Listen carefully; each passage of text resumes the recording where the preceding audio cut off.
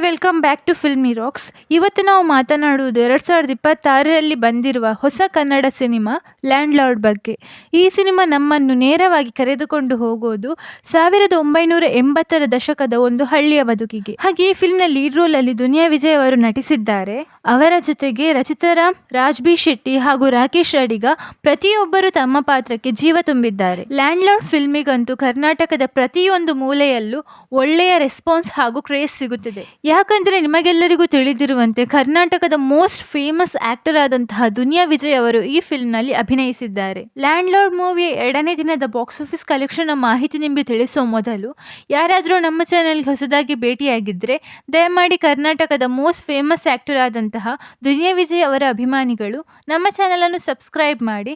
ಯಾಕಂದ್ರೆ ನಾವು land lord movie ಹಾಗೂ ಇತರ ಮೂವಿಯ ಬಾಕ್ಸ್ ಆಫೀಸ್ ಕಲೆಕ್ಷನ್ ಮಾಹಿತಿ ನಿಮ್ಗೆ ತಿಳಿಸ್ತಾ ಇರ್ತೇವೆ. ಹಾಗೆ ಲ್ಯಾಂಡ್ ಲಾರ್ಡ್ ಫಿಲ್ಮ್ನ 2ನೇ ದಿನದ ಬಾಕ್ಸ್ ಆಫೀಸ್ ಕಲೆಕ್ಷನ್ ಬಗ್ಗೆ ಮಾತನಾಡುವುದಾದ್ರೆ ಈ ಫಿಲ್ಮ್ನ 2ನೇ ದಿನದ ಬಾಕ್ಸ್ ಆಫೀಸ್ ಕಲೆಕ್ಷನ್ ಬಂದು ಕರ್ನಾಟಕದಲ್ಲಿ 1,15,00,000 ಕಲೆಕ್ಷನ್ ಮಾಡುತ್ತಿದೆ. ಹಾಗೆ ಲ್ಯಾಂಡ್ ಲಾರ್ಡ್ ಫಿಲ್ಮ್ನ ಓವರ್ಸೀಸ್ ಬಾಕ್ಸ್ ಆಫೀಸ್ ಕಲೆಕ್ಷನ್ ಬಗ್ಗೆ ತಿಳಿಸುವುದಾದ್ರೆ 2ನೇ ದಿನಕ್ಕೆ 46,50,000 ಕಲೆಕ್ಷನ್ ಮಾಡುತ್ತಿದೆ. ಹಾಗೆ ಈ ಫಿಲ್ಮ್ನ world wide box office collection ಬಗ್ಗೆ ತಿಳಿಸುವುದಾದ್ರೆ 1,51,00,000 ಕಲೆಕ್ಷನ್ ಮಾಡುತ್ತಿದೆ.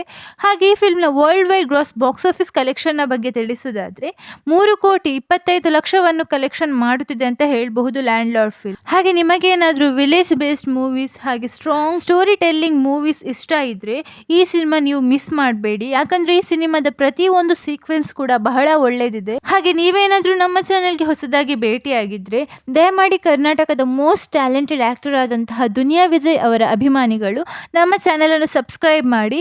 ಯಾಕಂದ್ರೆ ನಾವು ಎಲ್ಲಾ ಮೂವಿಯ ಬಾಕ್ಸ್ ಆಫೀಸ್ ಕಲೆಕ್ಷನ್ ಹಾಗೂ ಇತರ ಮಾಹಿತಿ ನಿಮ್ಗೆ ತಿಳಿಸ್ತಾ ಇರ್ತೀವಿ. ಹಾಗೆ ನೀವೇನಾದ್ರೂ ಲ್ಯಾಂಡ್ ಲಾರ್ಡ್ ಫಿಲ್ಮ್ ನೋಡಿದ್ರೆ ನಿಮ್ಮ ಪ್ರಕಾರ ಹೇಗಿತ್ತಂತ ನಿಮ್ಮ ಒಪಿನಿಯನ್ ಅನ್ನು ನಮ್ಮ ಕಮೆಂಟ್ ಬಾಕ್ಸ್ ನಲ್ಲಿ ತಿಳಿಸಿ.